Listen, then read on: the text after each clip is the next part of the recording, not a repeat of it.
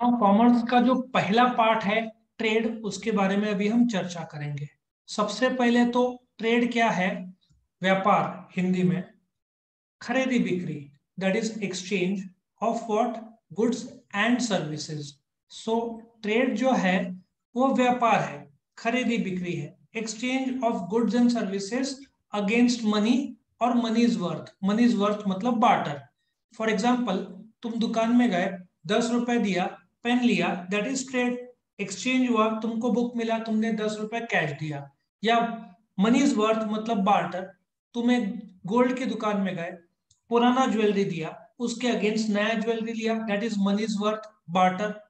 तो ट्रेड जो है उसको और भी कुछ दो पार्ट्स में बांट सकते हैं, वो अभी हम देखने वाले हैं।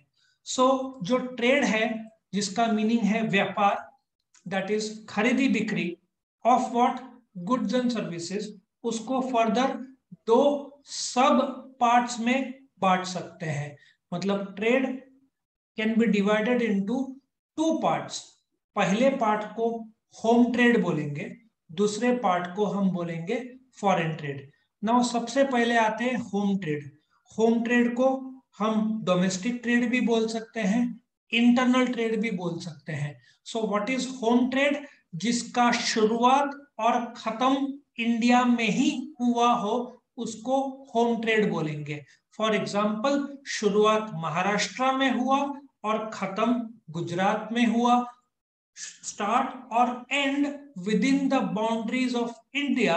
सेलर भी इंडिया में है, बायर भी इंडिया में है, रुपीज करेंसी हो रहा है, सब कुछ भारत के भीतर शुरू और खत्म, उसको होम ट्रेड या डोमेस्टिक ट्रेड या इंटरनल ट्रेड बोलेंगे। नाउ होम ट्रेड को फर्दर हम दो पार्ट्स में बांट सकते हैं। जो होम ट्रेड है, जिसको इंटरनल ट्रेड या एक्सटर्नल तो अलग है, और होम ट्रेड या इंटरनल ट्रेड या डोमेस्टिक ट्रेड जो बोलते हैं, उसको फर्दर दो पार्ट्स में बांटते हैं, होलसेल ट्रेड और रिटेल ट्रेड। होलसेल ट्रेड क्या है? वो ट्रेड जहां पे जो मैन्युफैक्चरर, जो जिसने वस्तु बनाया है, वो बल्क में होलसेलर को देता है, और होलसेलर फिर रिटेलर को देता है, और रिटेलर फिर कस्टमर को देता है। फॉर एग्जाम्पल, जो कंपनी है फार्मास्यूटिकल के, से ग्लैक्सो ले लो, वो बेचेगा होलसेलर को, जो नासिक में गोले कॉलोनी करके जगह है जहां पे सारे होलसेलर्स है, ठीक है ना। होलसेलर के पास आएगा, जो व्यापार वो करता है उसको होलसेल ट्रेड बोलेंगे।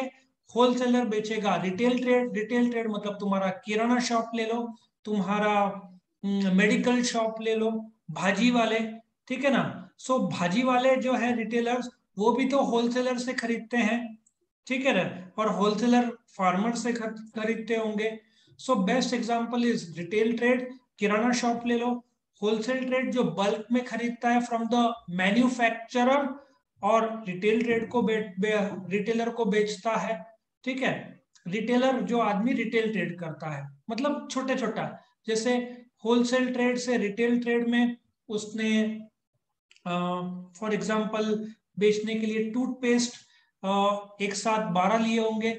या तुम ऐसा भी ले लो, अमूल का बेस्ट एग्जाम्पल दूंगा। अमूल जो गुजरात में कंपनी है, आनंद करके जगह में, वहां पे वो लोग तुम्हारा आइसक्रीम और पनीर ये सब बनाते हैं। फिर नासिक में वो आता है होलसेल ट्रेड। नासिक में एक चांदी का गणपति, उसके बाजू में वो होलसेलर है, और अमूल का जो रिटेलर है वो उससे खरीदता है। दूध का आता है 15 रुपए का टेट्रा पैक आता है, ठीक है ना। तो बॉक्स में करीबन आई थिंक 24 या 30, डिपेंड, 12 24 ऐसे नंबर्स रहते हैं, वो बॉक्स में आएगा। रिटेलर होलसेल ट्रेड से वो बॉक्स खरीदेगा से 12 का। अब एक कस्टमर आएगा और रिटेलर को बोलेगा भाई एक आइसक्रीम दे या एक पैकेट ले। रिटेल कस्टमर को एक या दो चाहिए, लेकिन रिटेलर होलसेलर से एक बॉक्स खरीदेगा जिसमें 12 होगा। कस्टमर जो आएगा रिटेलर से एक क्वांटिटी खरीदेगा, वो बॉक्स में से 12 में से एक निकाल के दे देगा। होलसेलर ट्रेड जो एक बॉक्स था जिसमें 12 थे, वो रिटेल को एक बॉक्स देगा, लेकिन होलसेलर जो मैन्युफैक्चरर्स है, जैसे नासिक का जो होलसेलर है वो अमूल से 10 बॉक्स खरीदेगा, 10 या 50 100 बॉक्स खरीदेगा। सो हर बॉक्स में से 12-12 होगा, तो होलसेल ट्रेड अमूल वाले को बोलेगा कि भाई 100 बॉक्स भिजवाओ। तो जैसे ही 100 बॉक्स आ गए, रिटेल ट्रेडर आएगा, नासिक में से 50-100 अमूल के दुकान होंगे, वो आएगा होलसेल के पास, एक बॉक्स लो, कोई रिटेलर बोलेगा 2 बॉक्स दे, कोई एक, कोई 2, 3, उतना ही। लेकिन होलसेलर अमूल से डायरेक्टली 100 बॉक्स का एक साथ टेम्पो में मंगाएगा। फर्क समझ में आया होलसेल और रिटेल का? Yes sir. तो ये होलसेल और रिटेल ट्रेड था। नो फॉरेन ट्रेड, सिंपल सी भाषा में फॉरेन ट्रेड वो ट्रेड है जिसका दो या ज्यादा देश के साथ व्यापार, जो व्यापारी है, ठीक है ना, सेलर है और बायर है, दो अलग अलग देश में है। फॉरेन ट्रेड को एक्सटर्नल ट्रेड भी बोलेंगे या इंटरनेशनल ट्रेड भी बोलेंगे, ठीक है ना। जो व्यापार दो या ज्यादा देशों के बीच में होता है उसको हम फॉरेन ट्रेड बोलते हैं। फॉरेन ट्रेड को 3 भाग में बांटा जा सकता है।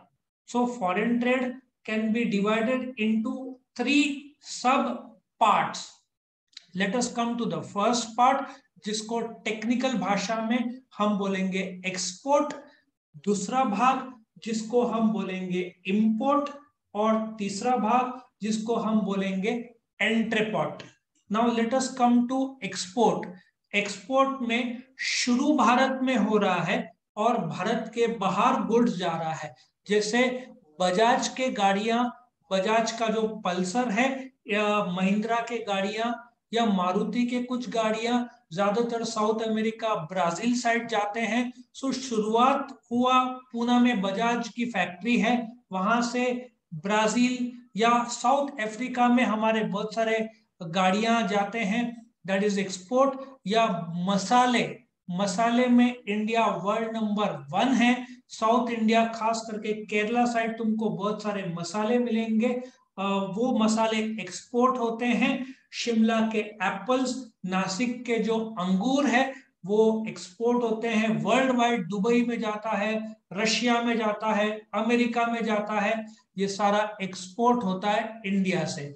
एक्सपोर्ट मतलब selling to a place outside India from a place in India. For example, एक देश गुड्स शुरुआत करता है नासिक से, अंगूर, ठीक है ना, यहां से जाएगा, या सुला के वाइन के बॉटल्स, सर वो एग्जांपल ज्यादा अच्छा, वाइन के बॉटल अच्छा लगता है सोचने को, चलो वाइन का बॉटल ले लेते हैं, रेड वाइन, यहां से एक्सपोर्ट होगा और अलग देश में जाएगा, ठीक है ना, से रशिया में गया, तो यहां से गुड्स शुरू हुआ, बॉम्बे का Jawaharlal Nehru port trust ship वहां से निकली और पहुंची वहां पे। सिंगापुर को 9 दिन लगेगा, ठीक है ना, श्रीलंका को 3 दिन लगेगा, शिप से जा रही है। अमेरिका में रुक रुक के जाएगी तो भाई 45 से 46 डेज तक जा सकता है, ठीक है ना, और बिना रुके जाए तो 25-26 दिन तो लगेगा। सो दैट इज एक्सपोर्ट। इंपोर्ट, हम क्रूड ऑयल, जो पेट्रोल का रॉ मटेरियल है, वो गल्फ कंट्री से खरीदते हैं, अमेरिका से खरीदते हैं, इटली से मशीन्स खरीदते हैं, जापान से, चाइना से। सो इंपोर्ट मतलब इंडिया के बाहर से ऐसा सोचो कि कुवैत से हम पेट्रोल खरीद रहे हैं, आजकल हम अमेरिका से भी खरीदते हैं। सो अमेरिका से पेट्रोल खरीदा, और best example is Rafale fighter jets जो हमने फ्रांस से खरीदे, दैट इज इंपोर्ट। उन लोग की जो कंपनी है डसॉल्ट एविएशन, जो फ्रांस के अंदर है, उन्होंने प्लेन्स बनाए, और हमने, इंडिया ने फ्रांस के डसॉल्ट एविएशन से फाइटर जेट्स, जो 4.5 जनरेशन माना जाता है, अमेरिका तो 5th जनरेशन बना रहा है, और जो मिग 21 थे वो अपने पास जो है वो सब 4th जनरेशन पुराने हैं। रफाले इज अ 4.5 जनरेशन, 5th, और चाइना तो 6वें जनरेशन भी सोच रहा है, वो जो भी उनका प्रॉब्लम है। So import is bringing into India goods from a place outside India. Next, entrepot, बड़ा इंटरेस्टिंग है। Entrepot is buying from one country and selling to another country. अभी क्या होता है कि हम कुछ अमेरिका से फ्रूट्स मंगाते हैं। तुमने क्रैनबेरी का नाम सुना है? Cranberry, no sir. अरे क्रैनबेरी जूस नहीं सुना तुमने जिंदगी में? क्या रियल जूस? सुना है सर। अरे बहुत टेस्टी रहता है, कभी टेस्ट करना। क्रैनबेरी बहुत सारा बाहर से आता है, ये सब अमेरिका ये सब जगह से आता है। सो बाय चांस हमको श्रीलंका से ऑर्डर मिला, अमेरिका से मंगाया, ध्यान से सुनना, ये बॉम्बे के बॉम्बे में रहेगा, नासिक में आएगा नहीं। सो हमने क्रैनबेरी वहां से मंगाया और वहीं से श्रीलंका को दे दिया वही cranberry. So that is entrepot, buying from one country and selling to another country in the same form. So that is called as entrepot. बड़ा इंटरेस्टिंग टर्म है, एक देश से खरीदना और वही दूसरे देश में बेचना। कई बार क्या होता है कि चाइना से हमने खरीदा और वही किसी और को टैग बदल के बेच दिया, ऐसे वो चाइना भी वैसे करते हैं, बहुत सारे टैग्स। अच्छा एक और चीज बताता हूँ, अभी इंडिया का जैसे बोलते हैं ना चाइना के खिलाफ, बिकॉज वो लद्दाख के साइड प्रॉब्लम्स चालू हुए चाइना के विरुद्ध। सो क्या होता है कि इंडिया ने चाइना से खरीदी कम कर दिया है, ये बात सही है, और पेट्रियट जो भारत के लोग हैं वो भी चाइना के वस्तु अवॉइड करते हैं। So what China does, made in China के बजाय आजकल मेड इन पीआरसी आता है, लेकिन फिर PRC means public Republic of China, लेकिन लोग तो होशियार है फिर भी नहीं खरीदते। So China can do a strategy, China ऐसा करता भी है। चाइना से गया ताइवान और ताइवान से इंडिया में आया, लगा थप्पा मेड इन ताइवान लेकिन बनाया चाइना का। सो ऐसा भी हो सकता है, एंट्रीपॉट ताइवान वाला चाइना से खरीदा और इंडिया को दिया। सो ये भी पॉसिबिलिटी हो सकता है एंट्रीपॉट का। In short entrepot is buying from one country and selling to another country.